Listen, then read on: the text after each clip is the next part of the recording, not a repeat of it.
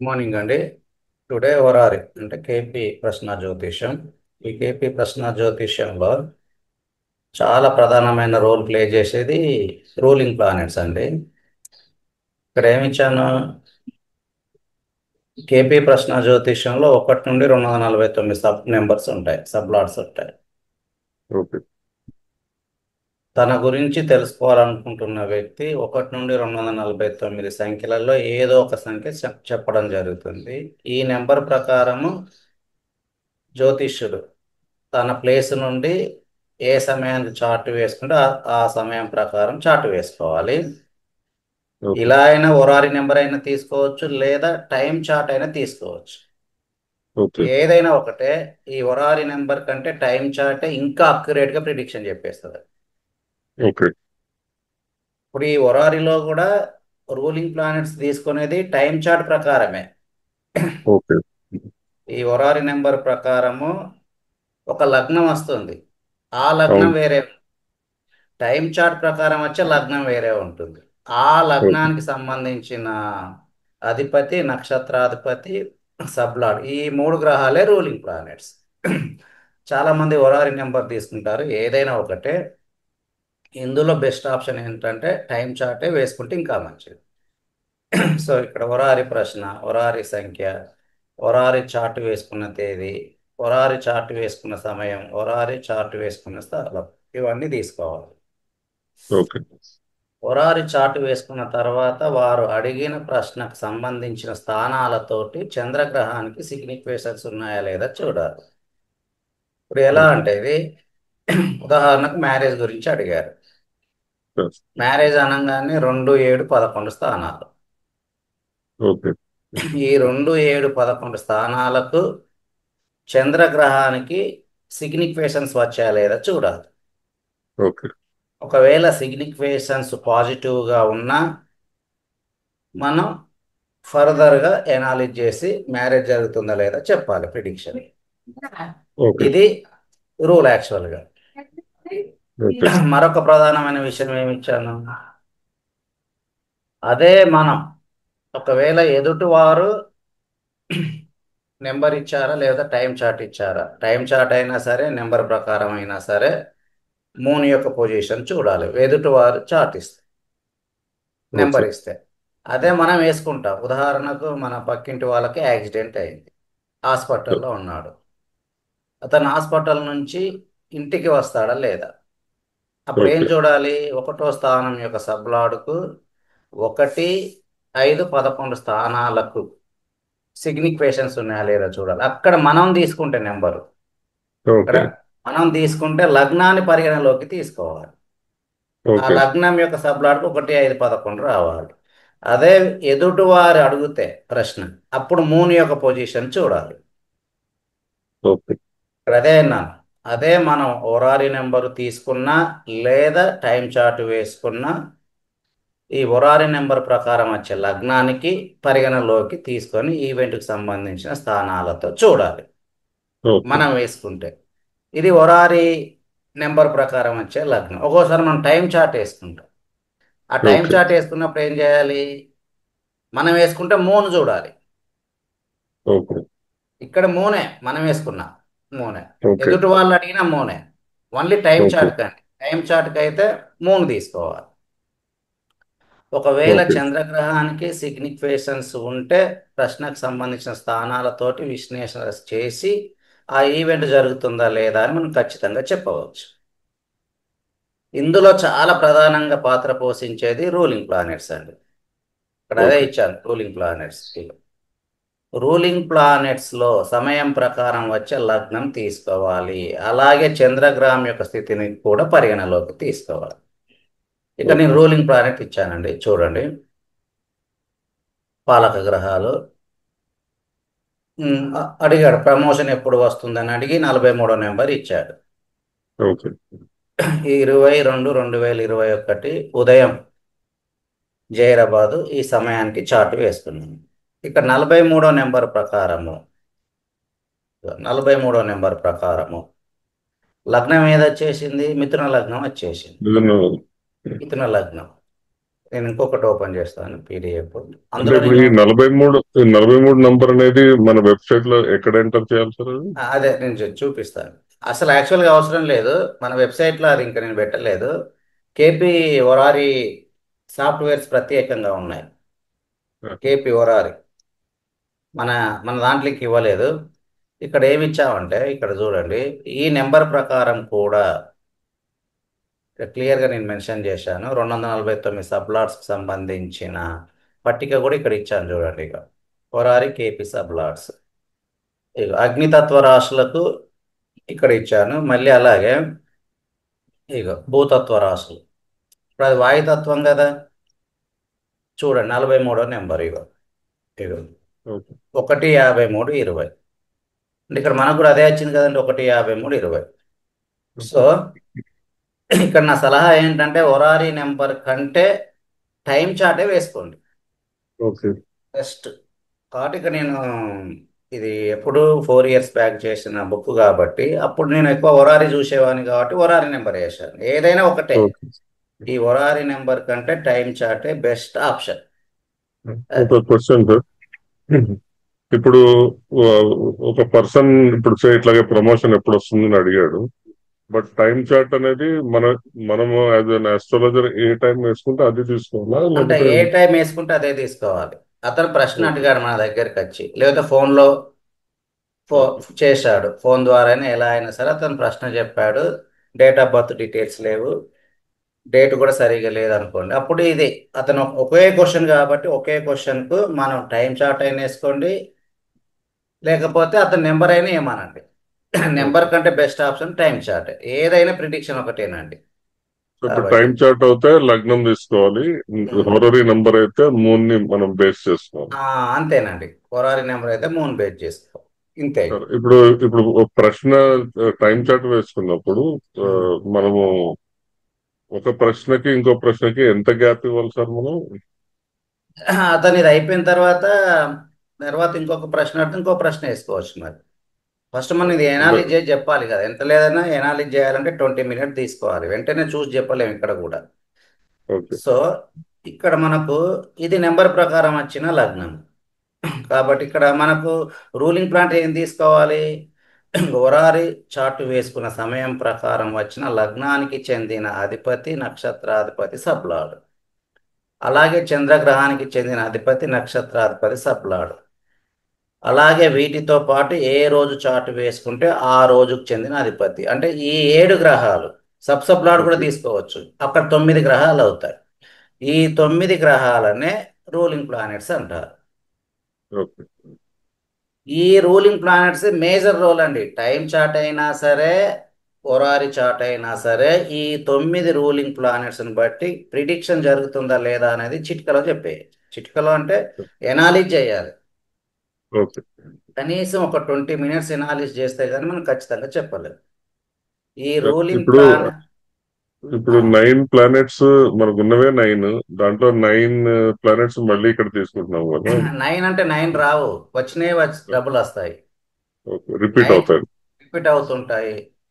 ఈ విధంగా ఈ రూలింగ్ ప్లానెట్స్ ఖచ్చితమైన ప్రిడిక్షన్ ఇవ్వడంలో చాలా ప్రధానమైన పాత్ర పోషిస్తాయి. ఇక్కడ చూడండి, ఇక ప్రమోషన్ ఎప్పుడు వస్తుంది దానికి ఏంటిది, కేపీ రూల్లో 6వ స్థానం సబ్లాడు, 2, 6, 10, 11 స్థానాలతో సిగ్నిఫికేషన్స్ ఉంటే ఆ 2, 6, 10, 11 స్థానాల సంబంధించిన దశాభుక్తి అంతర కాలంలో ప్రమోషన్ వస్తుంది. ఇది వి- ఇది విశ్లేషణ చేయడానికే ఒక 20-30 నిమిషాలు పడుతుంది. మరి ఈ విశ్లేషణ చేయడానికి ముందు మనం చంద్రగ్రహం తీసుకోవాలనుకున్నాం కదా, ఎదుటివారు ప్రశ్న ఇస్తే. Time chart okay. వేసుకుంటే ఏమన్నాను, లగ్నం యొక్క లగ్నం. లగ్నాన్ని చూడాలి. లగ్నం. ఓకే. లగ్నానికి ఈ 2, 6, 10, 11 వస్తాయంటే పాజిటివ్గా ఉంది కాబట్టి అప్పుడు మనం ఏం చేయాలి, ఈ కేపీ రూల్ ప్రకారం 6వ స్థానం సబ్లాడ్ తీసుకోవాలి. ఇదిగో 43వ నెంబర్ ప్రకారం మిథున లగ్నం అవుతుంది, అంతే కదా. ఓకే. ఇదిగోండి, మరి సమయం 11:22-23 జహీరాబాద్ నుండి వేసుకున్నాను. కావున అప్పుడు లగ్నం ప్రకారం ఆ సమయానికి ఉండే లగ్నం వేరే ఉంది కదా. ఇక అధిపతి శుక్రుడు, నక్షత్రాధిపతి సూర్యగ్రహము, సబ్లాడు రాహు, సబ్లాడు శుక్ర. అంటే ఇక్కడ వృషభ లగ్నం అయింది ఈ సమయానికి అండి. ఈ ఓకే. సమయానికి వృషభ లగ్నం అయింది. నెంబర్ ప్రకారం 43వ నెంబర్ ప్రకారము మిథున లగ్నం అయింది. అర్థమైంది కదండి. ఓకే. ఓకే. అలాగే చంద్రగ్రహం యొక్క స్థితి చంద్రగ్రహం స్థితి ఏం మారదు. నెంబర్ ప్రకారమైన లగ్నం ప్రకారం టైం చార్ట్ ప్రకారం ఇదే ఉంటుంది, సేమ్ ఉంటాయి ఇవి. ఓకే. ఇదిగో అధిపతి శుక్రుడు, నక్షత్రాధిపతి చంద్ర, సబ్లాడు రాహు, సబ్లాడు బుధ, డేలాడు శనివారం కాబట్టి శని. ఈ 9 గ్రహాలే రూలింగ్ ప్లానెట్స్. సరే, ఇప్పుడు హారరీ నెంబర్ తీసుకున్నప్పుడు అదే రోజు చూడాలని ఏం లేదు కదా, మనం అదే ఒక రోజు వన్ టూ. వాళ్ళు ఎప్పుడు ఇచ్చినా కానీ అది ఎప్పుడైనా చూడొచ్చు, అదే రోజు ఏం లేదు. యాక్చువల్గా అప్పటికి విత్ ఇన్ మనం ఏ రోజు వేసుకుంటే ఆ రోజే చంద్రుని యొక్క పొజిషన్ చూడాలి. ఓకే. ఓకే. ఓకే. వాళ్ళు అడిగినప్పుడు, వాళ్ళు చెప్పినప్పుడు నంబర్ కాదు. కాదు కాదు. ఉమ్. తర్వాత ఇక్కడ ఏంటంటే ఇక్కడ ఒరారీలో కానీ టైం చార్ట్లో కానీ ఉదయం సూర్యోదయం దాటిన తర్వాత సూర్యాస్తమయం లోపే ఈ టైం చార్ట్ ప్రిడిక్షన్ చెప్పాలి. ఇది రూల్ అన్నమాట. యాక్చువల్గా ఏ ప్రిడిక్షన్ అయినా అంతే. ఓకే. ఎనీ ప్రిడిక్షన్ ఈ మళ్ళీ సూర్యాస్తమయం దాటిన తర్వాత అసలు ఆస్ట్రాలజీలో ఎనాలిజ్ చేయగలదనే ఒక రూల్ ఉంది. ఓకే. యాక్చువల్గా చూడకూడదు. ఓకే. ఈ 9 గ్రహాలని రూలింగ్ ప్లానెట్స్ అంటారు. మరి ప్రస్తుతం అంటే జరుగుతున్న అది ఎంతవరకు వ్యాలిడ్ సార్, అది ఆ రూల్? అది వస్తుంది, ప్రిడిక్షన్ ఖచ్చితంగా చెప్పేయచ్చు. ఇక మనం ముందు ముందు అట్లాగా. చెప్పుకుందాం. అంటే ఈవినింగ్ సూర్యాస్తమం తర్వాత చెప్పకూడదు అని అంటున్నారు కదా. అంటే విశ్లేషణ చేయకూడదు ఇక అది. మళ్ళీ ఓకే. మరుసటి రోజు అదే నెంబర్ తీసుకొని చార్ట్ వేసుకోండి, లేదా ఓకే. టైం అంటే చార్ట్ ఇది అని ఇది వేసుకోండి. ఇది ఓన్లీ టైం చార్ట్, హారరీ చార్ట్ కా, లేకపోతే ఏ చార్ట్ కైనా సార్? యాక్చువల్గా నాటల్ చార్ట్లో కూడా అదే చూడాలి, యాక్చువల్గా అదే రూల్ అప్లై చేయాలి. కానీ ఇప్పుడు ఇప్పుడు మీరు ఏ ఆస్ట్రాలజీ కోర్స్ తీసుకున్నా, ఏది తీసుకున్నా అందరూ ఈవినింగ్ క్లాసెస్ పెడతారు కదా సార్. క్లాసెస్ ఓకే, నేను ఏమంటున్నాను వేరే వాళ్ళకి ప్రిడిక్షన్ చెప్పేటప్పుడు అన్నా. సరే. ఓకే. నాటల్ చార్ట్లో ఇప్పుడు క్లాసెస్ అంటే ఇక అది తప్పదు, ఇక మనం ఏం చేయలేము. ఇక యాక్చువల్గా క్లాసెస్ కూడా డే టైంలోనే చెప్పాలి, ఆన్లైన్ క్లాసెస్. సో ఇక్కడ అందరు అదే సమయంలో అవైలబుల్ ఉంటున్నారు కాబట్టి క్లాసెస్ వరకు ఓకే. అక్కడ మనం ఎనాలిజ్ చెప్పట్లేదు కదా వాళ్ళకు. అంటే ఇప్పుడు కొంతమంది ఇప్పుడు లైవ్ లో ఒక జాతకం తీసుకొని అనాలిసిస్ చేస్తున్నారు కదా సార్ అందరూ. ఎనాలైజ్ చేస్తున్నారంటే ఆల్రెడీ జరిగింది చెప్తున్నారు. ఓకే. ఫ్యూచర్ ప్రిడిక్షన్ ఎవరు ఎనాలిజ్ చేసి చెప్పారు అక్కడ. ఓకే. అది సరే. ఈ రూలింగ్ ప్లానెట్స్ గ్రహాలకు ఈవెంట్ గురించి, అంటే ఏ ఈవెంట్ గురించి ప్రిడిక్షన్ ఇస్తామో ఆ ఈవెంట్కి సంబంధించిన స్థానాలతో సిగ్నిఫికేషన్స్ రావాలి. ఓకే. ఒకవేళ ఈ ఈవెంట్కి సంబంధించిన నెగటివ్ స్థానాలతో సిగ్నిఫికేషన్స్ వస్తే ఈవెంట్ జరిగే అవకాశాలు తక్కువగా ఉంటాయి. ఇక్కడ ఏమి ఇచ్చాను ఉదాహరణకు చూడండి. ఇప్పుడు నేను ఒక టైం చార్ట్ వేసుకుంటానండి. ఫర్ ఎగ్జాంపుల్ చూడండి, నేను టైం చార్ట్ వేసుకుంటున్నాను ఉదాహరణకు. ఇప్పుడు మన వెబ్సైట్లోకి వెళ్ళి ఒక టైం చార్ట్ వేస్తాను. సరే, ఇందులోనే వేస్తాను. చూడండి, ఇదిగో టైం చార్ట్ వేసానండి. అలాగే నేను ఆల్రెడీ గతంలో ఒక ప్రిడిక్షన్ చెప్పాను కాబట్టి దాని ప్రకారం కూడా ఒరారి చార్ట్ కూడా వేసుకుందాం. ఇక్కడ టైం చార్ట్ ప్రకారము రూలింగ్ ప్లానెట్స్ ఎవరున్నారు, ఇవ్వండి. ఇగో లగ్నం యొక్క అధిపతి సూర్యగ్రహం ఎందులో పడింది లగ్నము, ఇగో 0 డిగ్రీల 4 నిమిషాల 37 సింహరాశిలో పడింది. అధిపతి ఎవరు, సింహరాశి. సూర్యుడు. సూర్యగ్రహం. నక్షత్రాధిపతి Ketu, sublord Ketu, sublord Venus. ఈ 4 గ్రహాలు అంతే కదండి. ఈ మూడే కదా, సన్, కేతు అండ్ వీనస్. అంటే కేతు డబుల్ టైం వచ్చాడు అంతే కదా. అవును సార్. ఇక్కడ నేను వేస్తున్నాను రూలింగ్ ప్లానెట్స్. రూలింగ్ ప్లానెట్స్ లగ్నం. లగ్నం ఏంటిది, సన్ అధిపతి సన్. సింహం. సింహం. కేతు అధిపతి సన్. కేతు మళ్ళీ కేతు నక్షత్రాధిపతి కేతు, మళ్ళీ sublord sublord Ketu, Ketu, Venus. Sublord ఎవరయ్యారు, వీనస్ అయ్యారు. వీనస్. అలాగే మూన్ యొక్క పొజిషన్ చూడాలి. మూన్ యొక్క పొజిషన్ వచ్చేసరికి మూన్ ఎక్కడ ఉన్నాడు ఈ రోజు, ఇగో మూన్ వచ్చేసి ఆ, సింహం వృషభ వృషభంలో రాశిలో ఉన్నాడు. ఉంది కాబట్టి లార్డ్ ఎవరు ఇప్పుడు, లార్డ్ ఇప్పుడు మూన్ యొక్క శుక్రుడు. పొజిషన్. శుక్రుడు. శుక్రుడు వీనస్. వీనస్. మరి నక్షత్రాధిపతి ఎవరు, 29 డిగ్రీలు కాబట్టి కుజ. అంతే కదండి. మరి అవును. సబ్లాడ్ ఎవరు, ఇక్కడ ఇచ్చాను చూడండి, సబ్లాట్ పొజిషన్స్ కింద కనబడతాయి. ఒక్క నిమిషం. ఇదిగో. ఉమ్. ఇదిగో ఇక్కడ చూడండి, మూను. ఇక్కడ ఏముంది?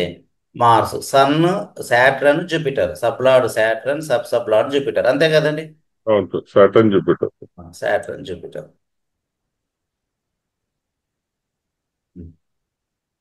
ఒక్క నిమిషం.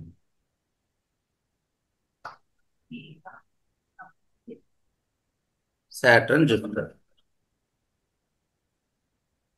Saturn, Jupiter. అంటే ఇక్కడ డేలాడ్ ఎవరు ఈరోజు? మంగళవారం కాబట్టి కుజుడు, అంతే కదండి.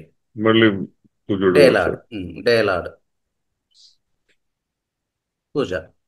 అంటే ఇక్కడ ఈ గ్రహాలన్నీ రూలింగ్ ప్లానెట్స్. మరి ఇక్కడ కేతు వచ్చేసింది కానీ ఇబ్బంది ఏం లేదు. ఒక్కొక్కసారి రావుకు ఏజెంట్ గ్రహాలు ఎవరో వాళ్ళని తీసుకోవాలి. ఒకవేళ ఈ రావు ఎక్కడున్నాడు? గురు నక్షత్రంలో ఉంది. గురువు ఉన్నాడా అండి ఇక్కడ? ఉన్నాడు. మరి దీని యొక్క అధిపతి ఎవరు? శని గ్రహం. శని ఉన్నాడా? శని కూడా ఉన్నాడు. కాబట్టి రాహు గ్రహాన్ని కూడా రూలింగ్ ప్లానెట్ గా తీసుకోవచ్చు. అర్థమైంది కదండి. ఓకే. అంటే ఏజెంట్ గ్రహాలు అన్నమాట రాహు గ్రహానికి ఇవి. ఓన్లీ రాహునా సార్, అది రాహు కేతువుకి రాహు అప్లికబుల్ కదా? కేతు. రాహు ఆల్రెడీ కేతు ఉంది కాబట్టి చూడట్లేదు. ఒకవేళ రాహు కేతు గ్రహాలు రూలింగ్ ప్లానెట్ లో లేకపోతే అప్పుడు రాహు కేతు గ్రహాలకు ఏజెంట్ గ్రహాలు ఎవరో వాళ్ళని తీసుకోవాలి. అంటే ఇప్పుడు మనం ఏం చేయాలి? రాహు గ్రహాన్ని కూడా తీసుకోవాలి. అచ్చా. ఓకే. అంటే రాహు లేడు కాబట్టి ఇప్పుడు మళ్ళీ మనము సాటర్న్ చూస్తూ అండ్ జూపిటర్ తీసుకోవాలి. ఉన్నారు. యాక్చువల్గా సబ్లాడ్ కూడా చూడొచ్చు. ఇక్కడ మనకు కనిపిస్తాయండి. ఇప్పుడు మన దాంట్లో మన సాఫ్ట్వేర్లు కూడా కనిపిస్తాయి. ఇక్కడ చూడండి. ఇప్పుడు సిగ్నిఫైటెడ్ టేబుల్ ఉంది ఇక్కడ. ఇగో ఈ సిగ్నిఫైటెడ్ టేబుల్లో ఇగో ఇక్కడ ఇక చిన్నగా కనిపిస్తాయని మీరు గమనించారో లేదా? ఇగో Rahu acts as agent for Mars, Jupiter, Saturn. చూశారు కదా? ఓకే. ఇక చిన్నగా కనబడుతున్నాయి లెటర్స్. So okay. మనం ఎప్పుడైనా సరే రావు కేతు గ్రహాల యొక్క పొజిషన్స్ బట్టి మనం తీసుకోవాలి. అంటే ఇవన్నీ రూలింగ్ ప్లానెట్స్. ఇందులో డబుల్ టైం ఇప్పుడు ఎవరు వచ్చారు? వీనస్ వచ్చాడు, అంతే కదండి. అవును సార్. వీనస్ డబుల్ టైం వచ్చింది. Double time signifier in ruling planets. మరి కేతు కూడా డబుల్ టైం ఉంది, అంతే కదండి. అవును. వీటికి ఫస్ట్ ప్రయారిటీ ఇవ్వాలి. ఓకే. అంటే రూలింగ్ ప్లానెట్స్ లో ఇప్పుడు మన ఉదాహరణకు చెప్పండి, ఏ ఈవెంట్ అనుకుందాం చెప్పండి. ఇప్పుడు సేల్ ఆఫ్ హౌస్ ఒకటి ఉంది కదా సార్, ఎప్పుడు సేలాప్ అవుతుంది అనేది? అది సేలాప్ హౌస్ కాబట్టి మన తర్వాత దాని గురించి విశ్లేషణ చేద్దాం. సేలాప్ హౌస్ అనగానే ఏంటిది? మనం కేపీలో రూల్స్ ఇచ్చాం కదా. 3, 11, 12 మరియు 4వ స్థానం అన్నాను, అంతే కదండి. అవును సార్. ఆ, కాబట్టి ఈ గ్రహాలకు, ఈ రూలింగ్ ప్లానెట్స్కి, ఈ రూలింగ్ ప్లానెట్స్కి సన్, కేతు, వీనస్, కుజ, శాట్రన్, కుజుడు కూడా డబుల్ టైం వచ్చాడు కాబట్టి ఈ గ్రహాలన్నీ 3, 11, 12 స్థానాలలో ఉంటే సేలాప్ హౌస్ అనేది ప్రామిస్. ఓకే. ఈ రూలింగ్ ప్లానెట్స్ ఈ రూలింగ్ ప్లానెట్స్కి 3, 11, 12 స్థానాలతో రావాలి. ఇప్పుడు సేలాప్ హౌస్ రూల్ రాస్తాను ఇక్కడ. రూల్ ఏంటిది? సేల్ ఆఫ్ హౌస్ రూల్ ఏంటిది? Third cusp సబ్లాడ్. కస్ప్ సబ్లాడ్ దేనికి రావాలి? 3, 11, 12 రావాలి. ఇది రూల్ అండి. ఒక ఒక చిన్న క్లారిఫికేషన్ సార్. ఇప్పుడు ఫ్లాట్ అయినా హౌస్ అయినా ల్యాండ్ ఏదైనా అయినా ఒకటే, ఏదైనా మూడు ఒకటేనండి. ఒకటే కదా? ఓకే. 3 ఒకటే. ఇందులో ఓకే. 4th హౌస్ కూడా తీసుకోవచ్చు. ఓకే. ఇప్పుడు థర్డ్ కస్పల్ సబ్ లార్డ్ అంటే రావాలి. ఇక మనం కస్పల్ సబ్లాట్ సాటర్న్. చూడాల్సిన అవసరం లేదు ఇక. ఓకే. అదంతా అది కూడా చేస్తే ఇంకా మంచి. ఇక్కడ మీకు సింపుల్ లాజిక్ ఏం చెప్తున్నానంటే, థర్డ్ కస్ప్ సబ్లాడ్ ఏ గ్రహం అయితే ఆ గ్రహానికి 3, 11, 12 మరియు 4తో రావాలి. 12తో ఎక్కువ లేకుండా 11తో వస్తే లాభాలు ఎక్కువగా ఉంటాయి. ఓకే. 11 తక్కువగా ఉండి 12తో వస్తే లాభాలు తక్కువగా ఉంటాయి. అంటే ఓకే. ఇది ఈ థర్డ్ కస్ప్ సబ్లాడ్లో ఏదైతే వచ్చిందో అవి కూడా రూలింగ్ ప్లానెట్లో ఉన్న గ్రహాలు అయితే ఇంకా మంచిది. అర్థమైందా అండి? ఓకే. ఓకే. ఇక్కడ సో థర్డ్ కస్ప్ ఇప్పుడు సబ్లాడ్ ఎవరయ్యారు చూడండి. సాటర్న్ అవుతాడా సార్ ఇప్పుడు? శాటర్న్ అయ్యాడు. ఈ ఓకే. శాటర్న్ ఏ నక్షత్రం ఏ సభలో ఉందో చూడండి. ఇగో ఈ శాటర్న్ వచ్చేసి ఏ నక్షత్రంలో ఉంది? ఇక్కడ నేను చూపిస్తాను. సాటర్న్ వచ్చేసి శని నక్షత్రంలో సరే, శని నక్షత్రంలో ఉంది. సబ్లాడ్ వచ్చేసి మరి సబ్లాడ్ కావాలి కదా. అయ్యో, సబ్ లార్డ్ పైన ఇచ్చాడు కదా సార్. ఇక్కడ నేను చూపిస్తున్నాను. ఇగో శాట్రన్ వచ్చేసి ఇగో శని నక్షత్రంలో ఉంది, కేతు సబ్లో ఉంది, అంతే కదండి. అవును, ఇగో ఇక్కడ కింద ఇచ్చా, నేను రాస్తున్నాను. అవును, శాటర్న్ అవును. నా థర్డ్ కస్పు సబ్లాడ్.